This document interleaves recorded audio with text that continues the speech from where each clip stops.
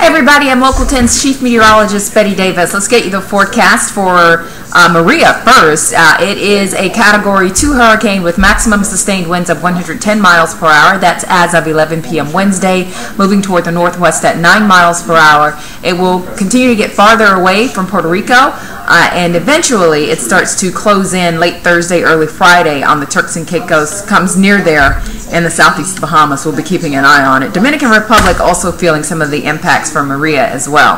But let's talk about the projected path. Here it is. Notice the path is one that would keep it away from South Florida. So that is the plan as we're looking ahead to the end of the summer season and the start of fall and the weekend. So here's the 7-day planner. Low 90s, the forecast highs for tomorrow with a 30% chance of rain, 50% chance of rain Friday, and 40% on Saturday. So that's the forecast. The average high temperature, by the way, this time of the year, 89 degrees for Miami, will be near average for the weekend, but either way, still really warm conditions for the area. Drier air possibly moving in next Monday, Tuesday, Wednesday, so that could lower the humidity. Have a fantastic Thursday.